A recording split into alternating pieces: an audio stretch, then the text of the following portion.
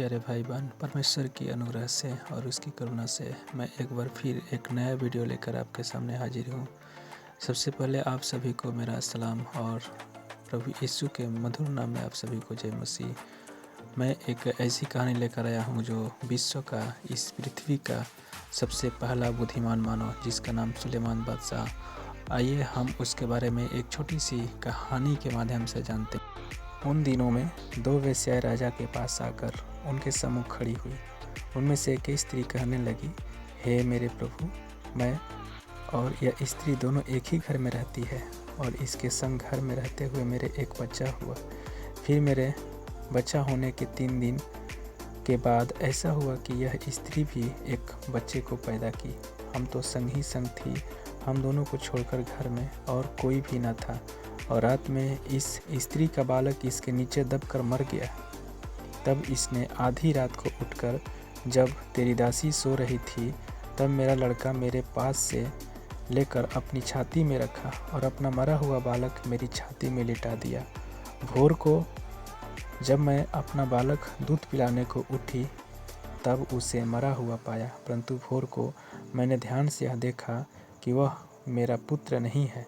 तब दूसरी स्त्री ने कहा, नहीं, जीवित पुत्र मेरा है और मरा पुत्र तेरा है। परंतु वह कहती रही, नहीं, मरा हुआ तेरा पुत्र है और जीवित मेरा पुत्र है। यो वे राजा के सामने बातें करती रही। तब राजा ने कहा, एक तो कहती है जो जीवित है वही मेरा पुत्र है और मरा हुआ तेरा पुत्र है, और दूसरी दासी कहती है, नहीं, जो मरा है वही तेरा पुत्र है और जो जीवित है वह मेरा पुत्र है। फिर राजा ने कहा, मेरे पास तलवार लाओ।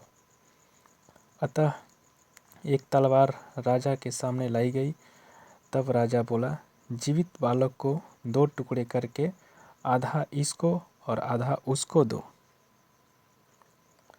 तब जीवित बालक की माता का मन अपने बेटे के स्नेह से भर आया और उसने राजा से कहा, हे मेरे प्रभु, जीवित बालक उसी को दे, परंतु उसको किसी भांति न मार। दूसरी स्त्री ने कहा, वह न तो मेरा हो और न तेरा, वह 2 टुकड़े किया जाए। तब राजा ने कहा, पहली को जीवित बालक दो, किसी भांति उसको न मारो, क्योंकि उसकी माता वही है। जो न्याय राजा ने चुकाया था उसका सुसमाचार समस्त इस्राएल को मिला और उन्होंने राजा का भय माना, क्योंकि उन्होंने यह देखा कि उसके मन में न्याय करने के लिए परमेश्वर की बुद्धि है। अभी आपने देखा कि राजा ने कैसे चालाकी और बुद्धिमानी से काम लिया। इसीलिए सुलेमान बादशाह को बुद्धिमान का बादशाह कहा जाता है।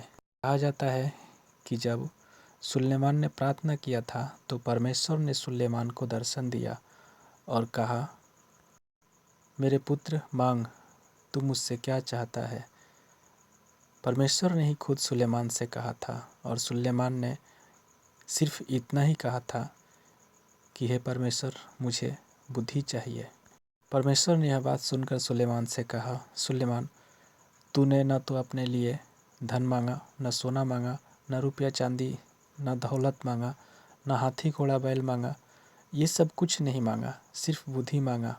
इसलिए मैं तुझे बुद्धि के साथ साथ ये सब वैभव मैं तुम्हें देता हूँ। वचन के अनुसार वचन कहता है कि बुद्धिमान सुलेमान बादशाह के जैसा इस पृथ्वी पर न पैदा हुआ है, न होगा, न होने वाला है। ये बातें मैं नहीं कह रहा हूँ, ये बातें हमारी बाइबिल कहती है। वो बाइबिल जो विश्व में सबसे अधिक पढ़ी जाने वाली और विश्व में सबसे अधिक बिके जाने वाली और विश्व में सबसे अधिक माने जाने वाली यह पुस्तक है। बाइबिल कोई पुस्तक नहीं, कोई धर्मशास्त्र नहीं, या कोई ग्रंथ नहीं, या कोई शास्त्र नहीं, परंतु बाइबिल एक परमेश्वर का जीवित वचन है, जिसे हम रोटी समझकर खाते हैं। और जो बाइबिल का वचन पढ़ता है वो रोटी समझकर खाता है और वो जीवित रहता है। हर बीमारी से, हर प्रकार की समस्याओं से वो निजात पाता है, क्योंकि ये वचन जो बाइबिल में लिखा है,